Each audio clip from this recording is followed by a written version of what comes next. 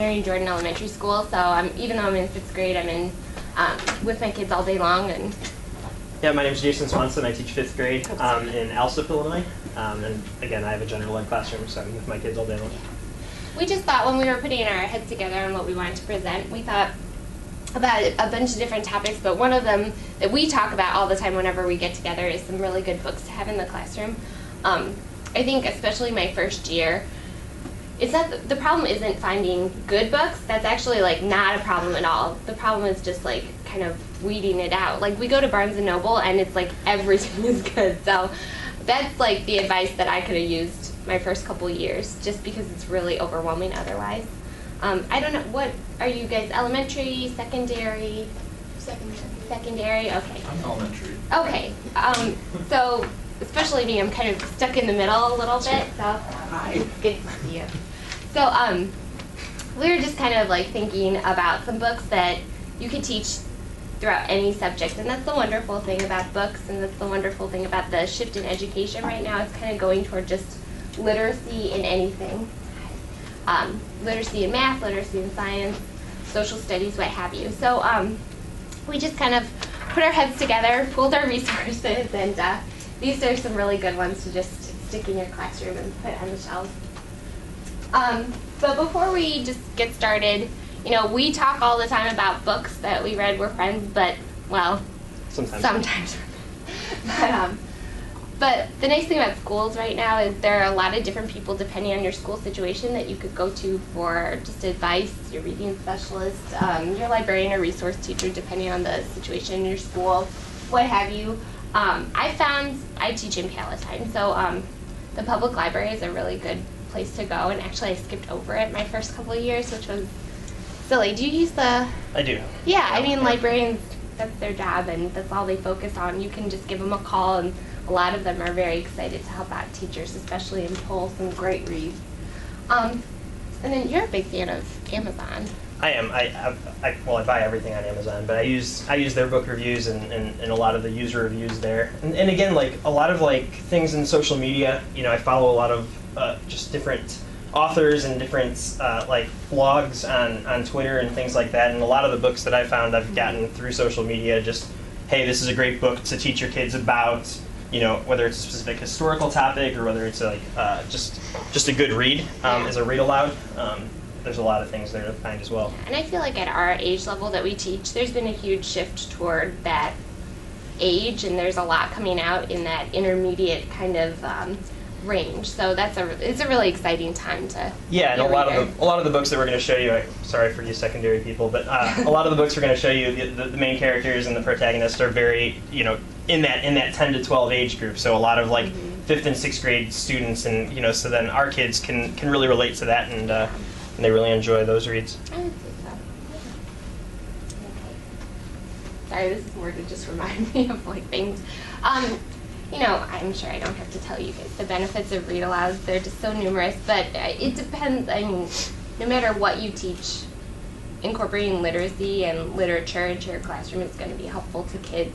And, you know, we talked about our kids are in 5th and 6th grade, but, I mean, even secondary, you can, incorporating literacy is just so important just to get that other dose and to make it real and to make it meaningful for them. But just reading aloud to your kids, it seems like with all this curriculum stuff, it's always something that people put on the back burner, but I don't know, we've talked about how we think it's the most important part of the day. Just things like, you know, those auditory learners, they get skipped over a lot, and you know, I have my 6th grade students come back all the time, and I have like the junior high kids, and they come back, and the things that they remember are the projects that you do in class, and then the books that I read them. Yeah. Like those are the two things that they remember, and they always ask like, oh, what book are you currently reading to your class? Like, where are you in this book, or what did your kids think about this? And I mean, you know, I do a read aloud right after lunch every day, whether it's a picture book or part of a chapter book, and it doesn't really fit into the curriculum, but we just make it fit because the kids just really enjoy it, and it's just great for them to hear the voice of someone else reading as opposed to just reading on their own. I teach in a pretty high poverty area, and a lot of the kids don't have don't have two parents or don't have a parent at home after school with them, and so a lot of them don't get any sort of vocabulary from anywhere else, and they don't get the opportunity to read with anyone else unless they're reading to their little brothers and sisters, and then that's not really challenging their vocabulary. So it's tough for them, so we try and give them as much of an opportunity as we can to share some good books. Yeah, it's a great way to model your thinking too and have those rich, genuine conversations that wouldn't happen otherwise. So I know you guys talk about that at Augie all the time. We're just kind of preaching to the choir here, but it's still important to know. What's that, Common Core? Or? Well, all right. Yeah, you guys know Common Core.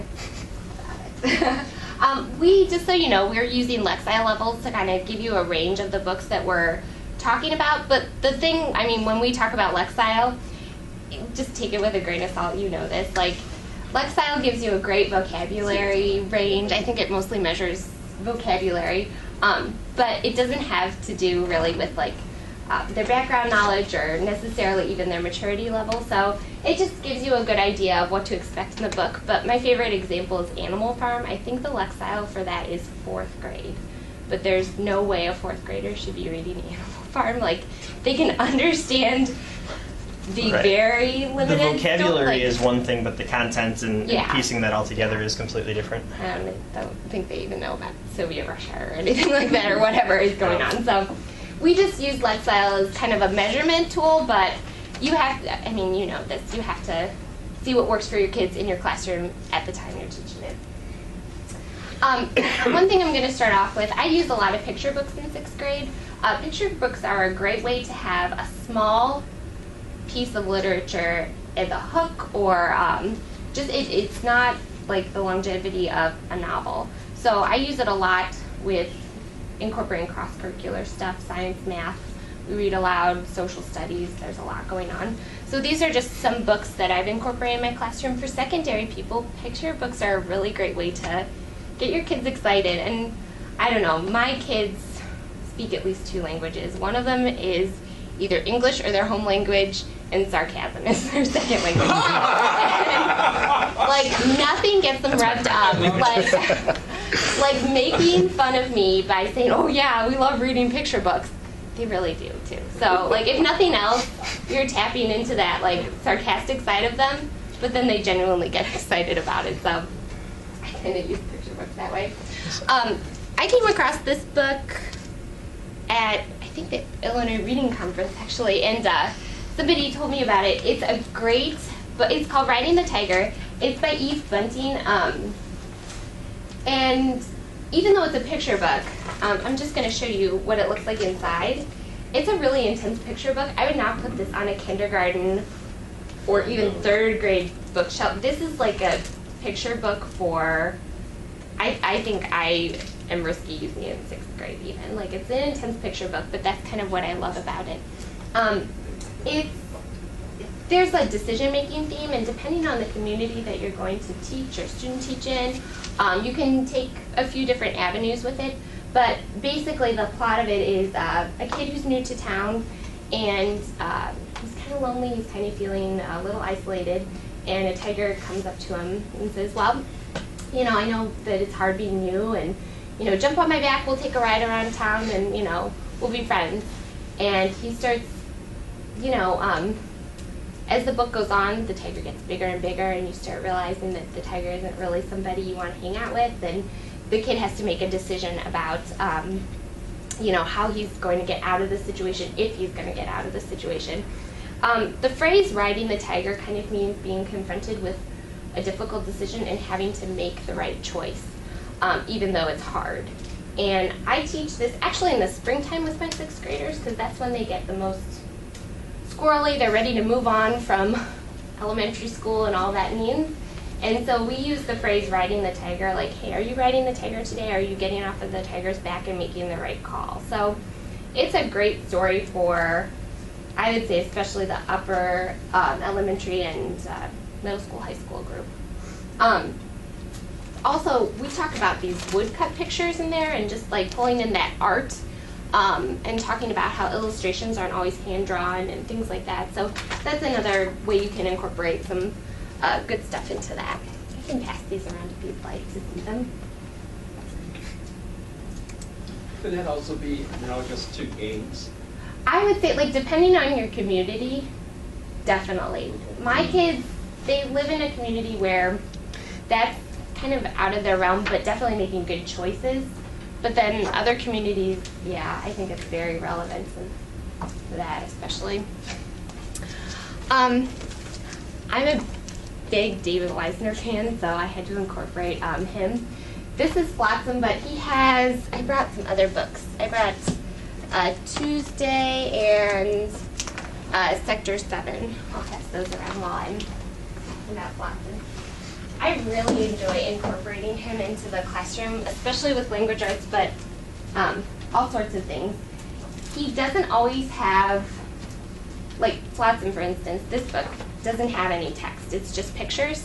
And this is great for inferencing.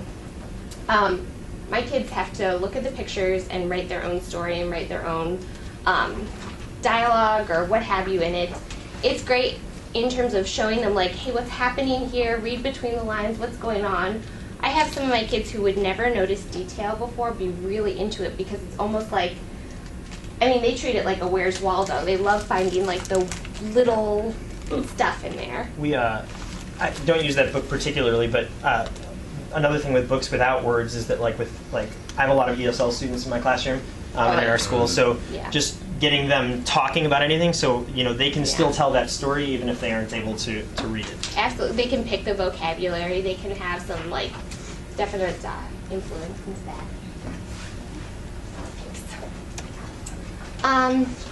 Okay, we need to talk about this one together. Okay. You should start off though. Okay, so this is a book called I Need My Monster. The other book that's listed up there is called A Bad Case of the Stripes by David Shannon.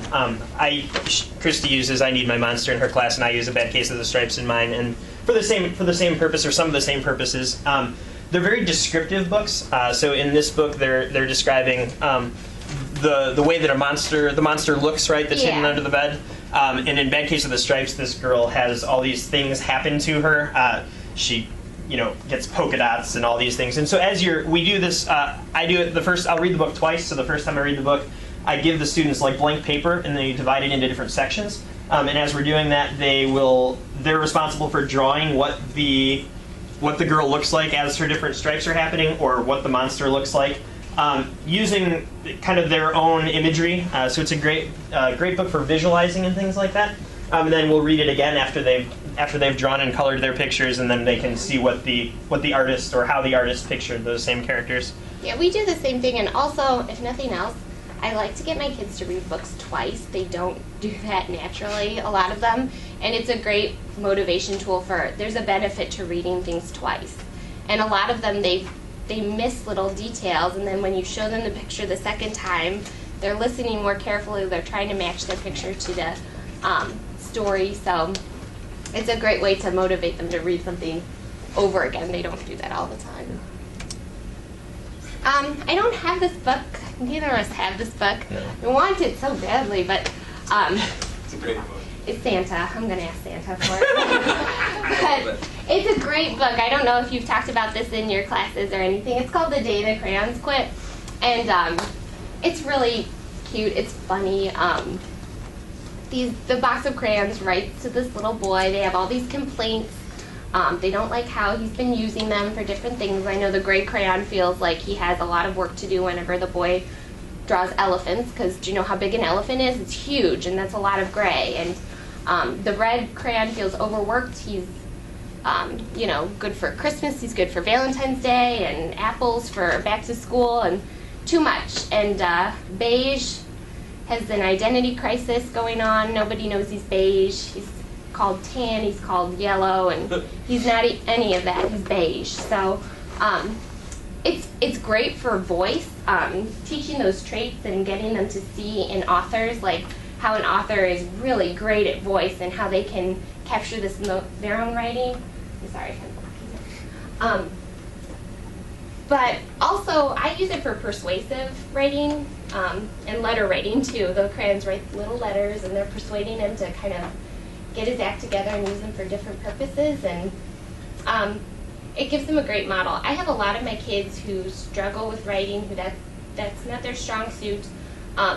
They'll really use this as a scaffold, but that's okay, because there's at least one unique idea that they're coming up with, in there, and for a lot of them, that's a big success story. So. I think a lot of the picture books that we choose, and any picture books in general, are just great. Are just great writing starters for kids. Oh, like yeah. All kids and a lot of adults too have a difficult time starting their writing. Yeah. And so like we do a lot of like we'll read a text and then we'll write a story in that same voice, or we'll write a story again that has something to do with it. So it's just a great like they can hear what someone else did and get some ideas from that before they move on. Absolutely.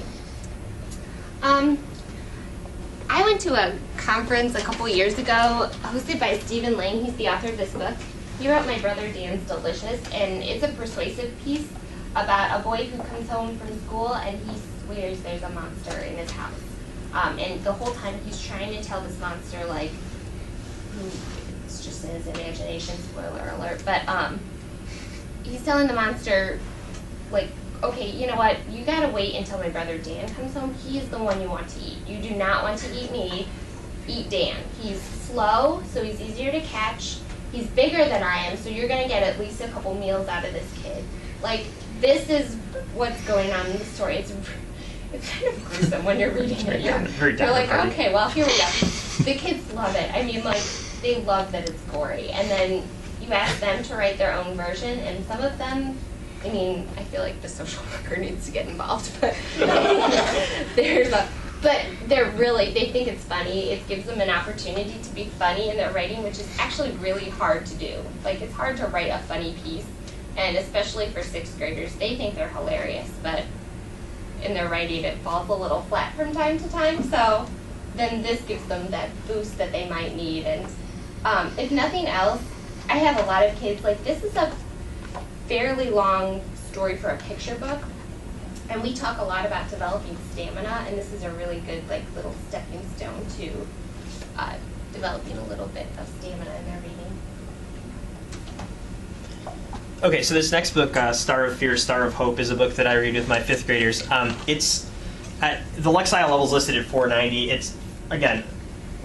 It's Lexile. That's the Lexile. So vocabulary-wise, it's not very difficult, but from a content standpoint, I say that it's an easy entry into a not-so-easy topic. So it allows kind of an introduction into World War II and into the Holocaust. It's a story about 2 little girls that are having a sleepover, and one of the girls is Jewish. They're in France during the Nazi takeover, and it's the story of kind of how the one girl realizes that her family might be being taken, and so like there's people that knock on the door across the hall of where they want to it's people that are there to like kind of hide some of the Jewish people there. But it's a good story about friendship, because the one girl, as she's young, she doesn't understand why her friend is so nervous and worried, and at one point the girl asks to go home, and the other girl gets really upset because it's her birthday party, and how can you leave during my birthday party? And she can't wrap her mind around kind of the gravity of the situation. And so it's a good historical fiction book. I really enjoy the illustrations. You can see it as it's being passed around. But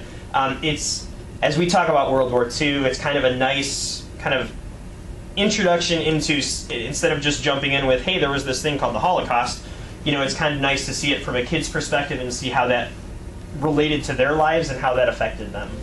It's not in our curriculum, but you said it's a hard topic.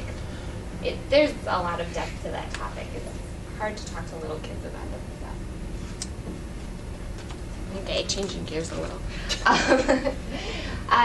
Nonfiction and informational text, there's a big boom in getting our kids to read informational text and getting them to read it so it has meaning and so that they're reading it with purpose.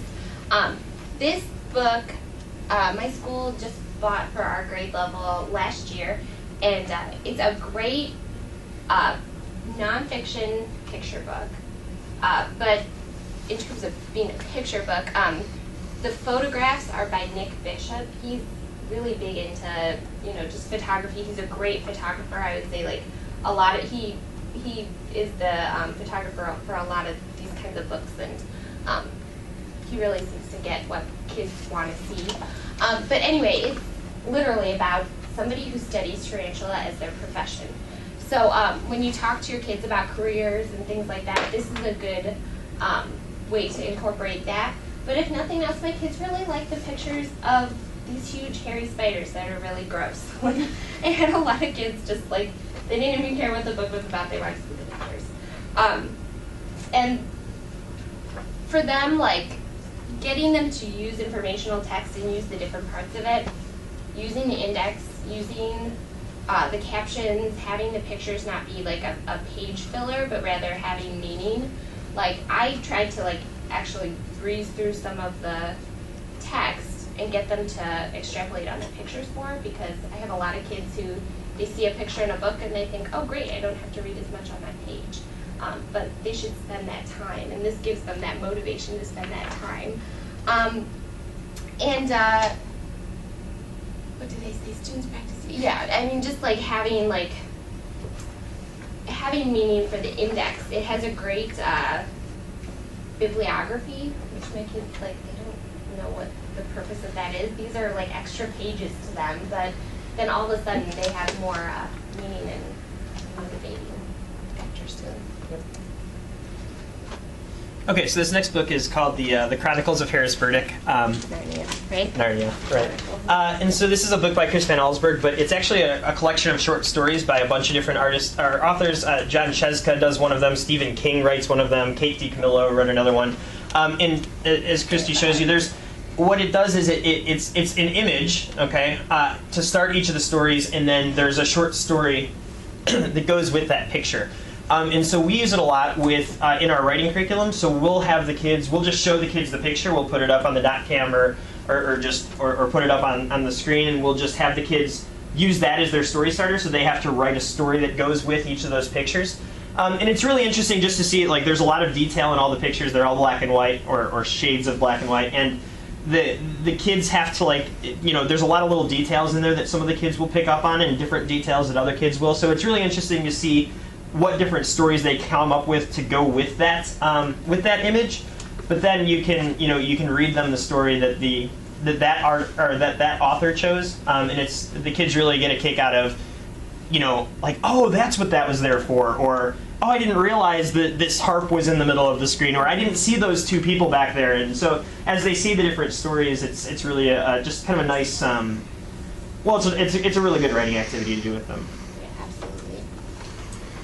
Okay, for the next book, I know you guys are just starting off term 2. I'm giving you homework. You have to read this book. If you haven't read Wonder, you have to read it. Great read aloud for, I would say, starting at 5th grade all the way to high school. I could see Absolutely. this being a high school book.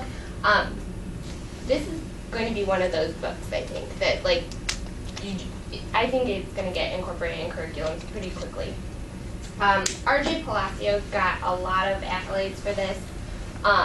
She has a great website, by the way. I should say that before I forget. She has a great website that goes with this. It has a trailer to the book, which is kind of cool when you think about it. You see movie trailers all the time, but not book trailers. So if you decide to incorporate this in your curriculum, I would definitely show the trailer first, because it gets them super interested. But this is about a little boy, and you're going to love this. His name is August. And they don't describe it until probably halfway through the book, which I enjoy about it. There's something going on where he doesn't look like any other kid. He has some medical... So, a bunch of different facial deformities and things like that. A lot of heavy stuff. And he has to, like, he's making the transition from being a homeschool kid to being mainstreamed. And it's a difficult transition for any kid anyway, but then he has to, deal with just being in 5th grade and the social aspects of it and what have you. The cool thing about this book is it's not just written from August's point of view. It's written from a lot of different characters' point of view. So they'll switch off every few chapters to somebody else. So that's great for our kids. They love it. They want to always know who's going to tell the story next. There's 8 different parts in the book. Mm-hmm. So I think August tells 3 of the parts, but then his sister tells one of them, and one of his friends tells another. And I'm currently actually reading this one to my kids, and it's deep, guys. They're completely obsessed with it. Like, everything that they write and everything that they talk about is about this book. We're actually in the process. Our school is there's a woman in the area whose son has some of the same facial deformities, so she gives speaking tours and things. So it's a great, a lot of the books that we're going to talk about in the next couple of slides deal with kind of challenging issues, but a lot about the whole don't judge a book by its cover kind of thing, or so it has characters that there's something going on with them, and it deals with the bullying aspect, and it deals with kind of acceptance and things like that. So they're great, like, it's not just like us sitting there telling kids that they shouldn't be mean to each other, but it gives some really good stories about. Great for reluctant readers, I would say. This is the one to give them if they're reluctant. Also, there are two things I really like about the book. They don't describe Augie until about halfway through, and my kids and I are able to actually have that discussion about how it doesn't matter what he looks like, actually. The theme is like that he's different. That's all they need to know.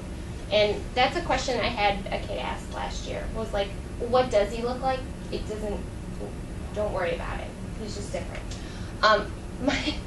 My literal sixth graders, they love it because they see the cover and they think that's what he looks like. They're so obsessed about this. They think he has like one eye, and I'm like, right. Well, and there's a small picture at the beginning of each of the sections of that character that's telling that portion, and so like a bunch of them have one eye too, or like glasses or things like that. And so the kids are like, "Is that what they look like?" And it's like, no. The point is that it doesn't matter what they look like. So that's a fun discussion because I have some kids who get stuck on that and know that very, is very, what it looks very like. angry about it. Okay. Yeah. You're right. All right. These are companion pieces. Companion books are books that they have a very similar theme to them and they go well hand in hand. Either if you incorporate them in your guided reading, if you do them as read-alouds back to back. You told me about Out of My Mind. Yeah. Out of My Mind is a story about an 11-year-old girl who can't speak, and she's in a wheelchair. But the story is told from her point of view. So you get like her describing the things that she wants to say to people, and describing the way that she's trying to communicate, but isn't able to. We read it as all of our 4th through 6th graders last year read it, and then we did like a day full of activities of the book. And actually, after I had read that one, I had told Christie about it, and that's when she had told me about Wonder. And they're very, very, very similar books, but both real good in terms of that. And then rules, similar situation. A girl, though, has a brother who has autism, and she has to deal not only with how she relates to him and interacts with him and their relationship, but the relationship that she wants to build with the people around her, and how she's kind of torn between those two things. It's not a hard read. I was kind of surprised by the left style, actually. Seems a little high. It's a little high. Again, reluctant readers. She's an artist in this book, and I have a lot of my kids, I don't know about you, my artist kids are sometimes my most reluctant readers because they just have a different medium and a different way of thinking about the world than what books typically offer them. And having her be an artist kind of gives them somebody to relate to and somebody to talk to. I would say even if you teach like math or science, you should have this on your shelf just because it's a great being a person kind of book. And what subject doesn't cover that, you know? Yeah. There's one other that kind of fits into that we didn't put on here. I just finished reading a book called Counting by Sevens, which is kind of on, it seems to be on a lot of these like best of kind of 2013. I can't remember the author off the top of my head, but it's about this 12-year-old girl who is a genius and whose parents both die in a car crash. And it's kind of like her quest to find the perfect foster family. It's a really good read. It might be a 6th, 7th grade read aloud more than a 4th, 5th grade read aloud, but just from a topic standpoint. But the vocabulary is really good in it, and it's actually just a pretty good read if you're looking for a book to read yourself. Yeah, it's not like we thought. We were joking that the text was like 7, 14, 21. It's not. Yeah. Okay, this is yours. You should totally do this. Okay, so these books, Chasing Vermeer, The Right Three, and The Calder Game, are books by... Have you read these? Oh my god, they're fantastic. They're really good. Great. So there's 3 of them in the series. Blue Valier actually has 2 other books, Hold Fast, and then The Danger Box, that are also very good. But these 3 books all have the same characters in them, and it's set in Chicago. The author used to teach at the University of Chicago Lab School, so the book is set in Hyde Park. And there's references to the Art Institute of Chicago and things like that. It also, this one really, from a math point of view, is great. The character, one of the main characters, is obsessed with pentominoes and spends, the book, there's hidden meanings in the pentominoes and things like that. I actually read this book to my kids in the fall And so then for their Christmas present every year, I give them each a set of pentominoes, and they love the book. In the illustrations, there's like hidden frogs and hidden pentominoes and things like that. So it's a really good one. My kids are angry with me whenever we start a new book that isn't the next book in the series. Yeah. And it's a good upper level, like, I mean, I think a lot of teachers struggle with, like, you know, we all have a lot of resources for our kids who need that boost up, but our kids who are already, like, at the top and need still a boost up, I think that's a good book for them because there's so much going on. There's, like, I mean, and it kind of makes sense with the way their brains work, you know, but, yeah, our kids really enjoy it's a really fun one.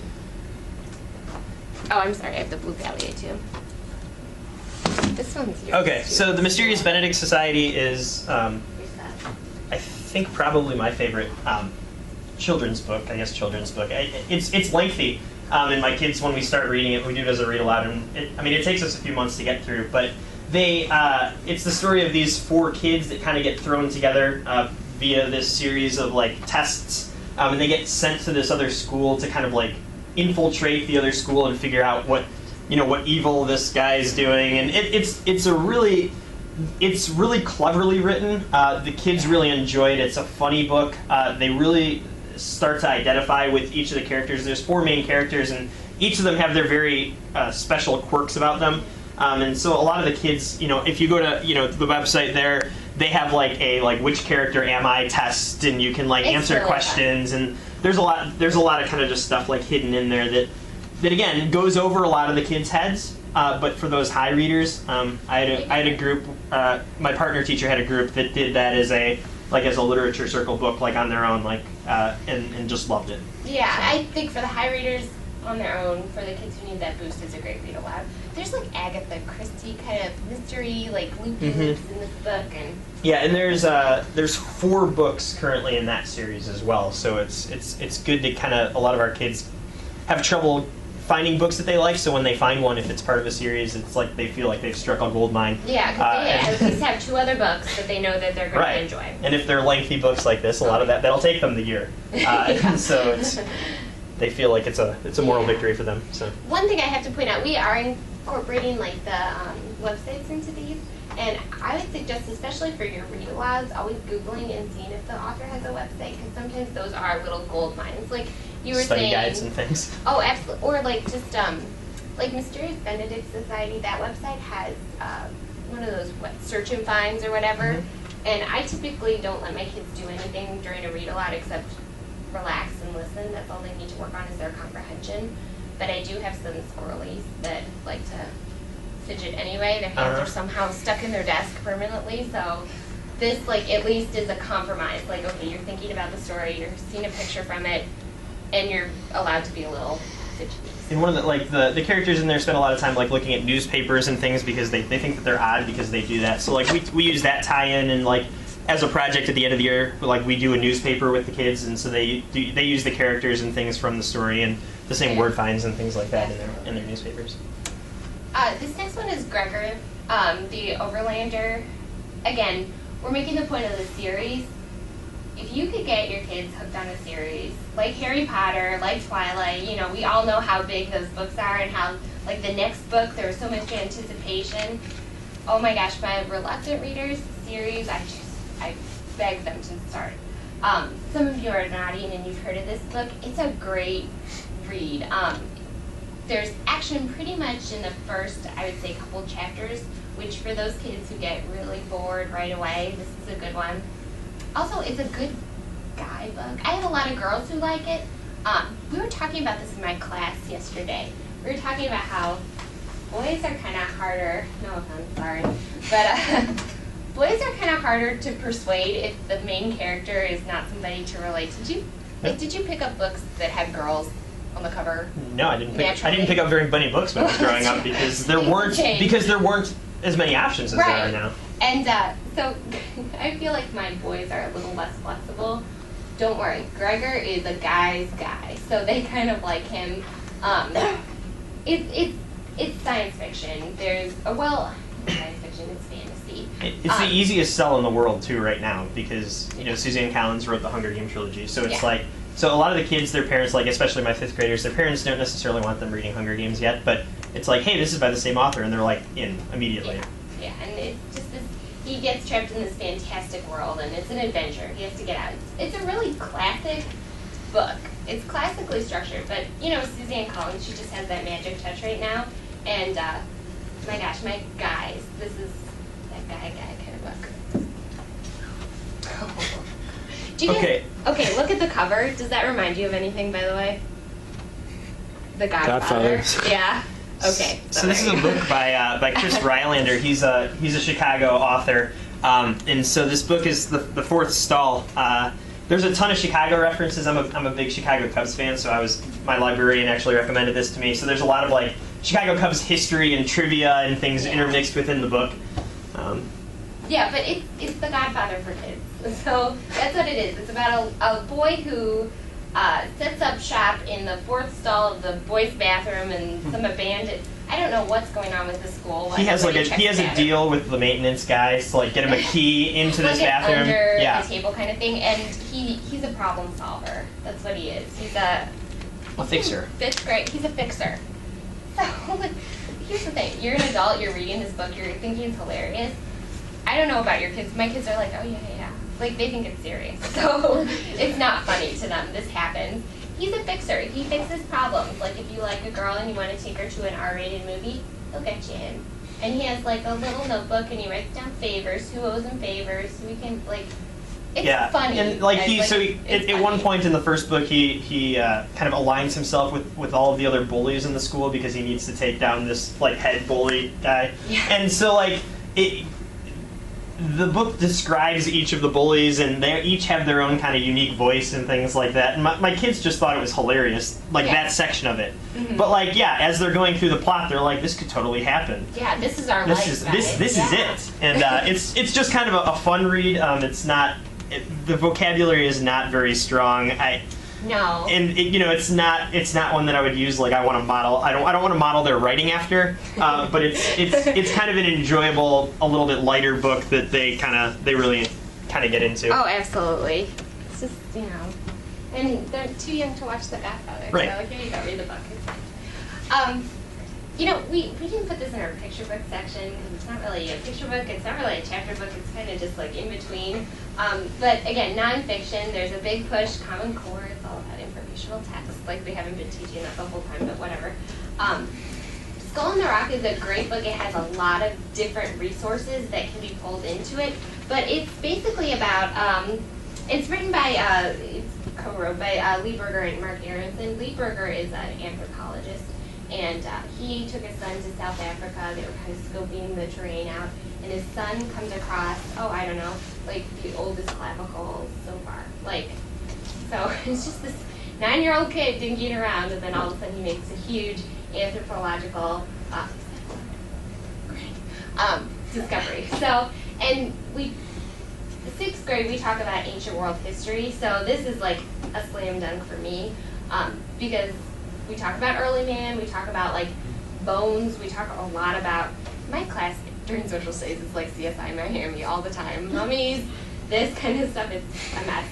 But the clavicle is a really important part of your body, at least for anthropologists, because it can tell your height, it can tell amazing things to an anthropologist who's well read and studied. Anyway. Not you. Definitely not. I need as much help as I can get.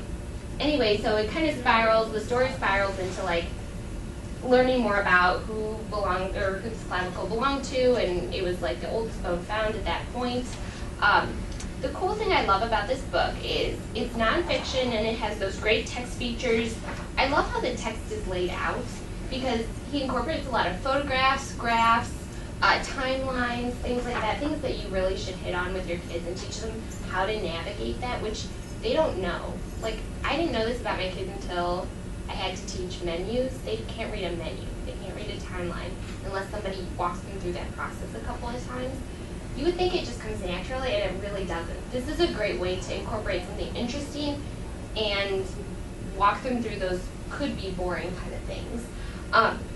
Anyway, another thing I really like about this story is not only does it have a great encyclopedia, great index and bibliography, he blogs. And so my kids follow the blog, like it's linked to my classroom website, and he updates regularly. I think like last week he wrote a little update and what have you, which is pretty cool when the kids, like, they read a book and then they think, okay, well, that's it. Like, I'm finished with the book, so the story ends. And another cool thing about it is they have a lot of artist renditions of what they think the person is going to look like, and it creeps the kids out, so if nothing else, to get a little Halloween in there. Okay, are we running late? Shockingly. Okay. Shockingly. Robot Dreams. Graphic novels are great for not only ELL kids who need to support vocabulary, and text is really, it's exhausting for some of them. This book is a great graphic novel. I'd say both for boys and girls. There's no text in this. So typically graphic novels have something that they're working through. I don't know if you guys take that course where you read American-born Chinese or what have you, but you'll study graphic novels and the value of them, but this one doesn't have any text whatsoever. And so I have a lot of kids where comprehension is actually really highlighted in this because they have to remember what the picture says, not what the text says. So it's a great support for them. Okay, Basher books are something that a parent gave me these as a gift one time, and it's a really great resource to have in your class. Again, nonfiction, informational text, and they have all sorts of topics. Like there's a grammar one, I have physics, there's chemistry, there's math. I mean, they cover like the range. And they just have, they're almost like tiny little cute encyclopedias where they have these like, I mean, the artwork is very unique. It almost looks like anime in a like weird kind of off way. And they have little characters, and they just go through a brief description. I have the Rocks and Minerals book, and each little character looks like the mineral and describes it and what have you. They come with posters that you put in your room. I mean, they're just a great resource to have. They're a real quick grab for the kids, and my kids wanted to do this as a read-aloud, which I thought was really strange. But, you know, we actually did it at the start of science. Like, I went through a Rocks and Minerals unit. So at the start of science, okay, well, what mineral do you want to read about? We'll do that, and then it's work for me. So there's some bribing going on in my room. Sorry, I don't have this book. Another graphic novel. These are good graphic novels for girls. Typically, they seem to be more tunneled toward guys, but these cover girl topics. Smile is about a girl who gets braces, and she's kind of like struggling with how she looks and things like that. Drama is about friendship issues, but, you know, girl friendship issues, which are different because there's a lot more backstabbing and catfights. You have catfights, though, so I shouldn't say that. Oh, sorry, and I don't have these books either, but they're, they take science topics and they incorporate something goofy into them. So, like, they have aliens and energy. So, pretty much the kids learn a lot about energy, but the aliens tell the story. It's a gimmick, but it works. As long as it works. Sometimes you need those things in your classroom. Savvy and Scumble. I have Savvy. I don't have Scumble. It's a novel and then it's sequel. But Savvy is a fantasy book. It kind of has, if you remember Sabrina the Teenage Witch. Okay, this is kind of like that. Where it's about a family that has magical powers. They have to keep these hidden from everybody else. They kind of live out in the boonies, and they go through these adventures. A lot of my kids, they're fun little beach reads. They're beach reads, I call them, because they're just for fun. But I put them in here not because I even was drawn to this book, but because, like, all of my kids, when I asked them what I should say for this presentation, they all said this. So, it's a boss. It's a good one to have on your shelf. Oh, Inside Out and Back Again. Do you want to talk about this or should I? Go ahead. Okay, this is a poetry book. A lot of our boys shy away from this, which is pretty sad because the cover's pink. But I would say, like, it's a good read for anybody. Yeah, but actually, I think the kids that actually enjoyed it the most in my class were the guys. Right, yeah. Once they got past, or because they thought, you know, because they're 5th grade boys, they're like, I'm going to read this because it's pink. You know? I'll show you. Yeah, exactly. Oh, exactly. okay. Boy, I really learned a lesson. But if you've ever read Out of the Dust, I know that was big when I was like a kid, Out of the Dust. It's a story through poetry. And it's about a girl who immigrates from Vietnam during that time from Saigon to Alabama, I believe, and she prefers Saigon over Alabama. And it's kind of a weird thing because our kids think, well, Saigon, it's like war-torn, there's a lot of poverty, there's a lot going on, but it's home for her. And they talk about that idea of like, home is just home. You can't, you know, really defend it that way. Oh. So the last one, I think the last one we have is The Adventure of Hugo Cabret and Wonderstruck by Brian Susnick. They're great books because because half of the book is illustrated. You know, it won both the Newbery and the Caldecott. Hugo Cabret did, but because of all of the illustrations, like the kids feel real good about themselves as they're carrying these books around because they're like, look at this like gigantic book that I'm reading, right? Yeah. And yet, from a vocabulary standpoint and from like an amount, there's not a ton of text in it. It probably is like thinner than this if you were to just take the text. But like, this is heavy duty. They look really cool, so. And so yeah, they're good stories. The illustrations are great. They're pencil sketches. That's kind of cool. Hugo Cabret was a movie a couple years ago, and it had a lot of art. I think it won a few Oscars for just like the look of it, and this has a cool look to it. So yeah, just a couple of websites that we use. Yeah. I use What Should I Read Next because that's a question I get a lot, especially from my higher level kids, my kids that really love reading because they read everything so fast and then they're out of books. What Should I Read Next is a website where you type in a title that you've enjoyed and it gives you companion pieces if there are companion pieces. It's kind of cool because, I mean, sometimes, I don't know, like what do you like, you know, and it kind of gives them that resource. Goodreads.com, there's like I think an app for that too, and it just has some like current books that are fun. A lot of these are on there and what have you. We cited our sources because we have to, otherwise it's plagiarism. Plagiarism is wrong. That's why I tell them. That's what you tell your kids? Yeah. I just threaten them. Yeah. You're going to get kicked out of college one day. Yeah, so. Our reference lists are very simplified, but, you know, with my kids. Yeah, We're here. absolutely. So. Anyway, thanks so much, and I hope you guys have a great day. I'm sorry we ran over, but. Yeah, if you have any, you want to talk, we'll be here in a couple minutes. Questions or anything, but let's talk about books. That's our thing.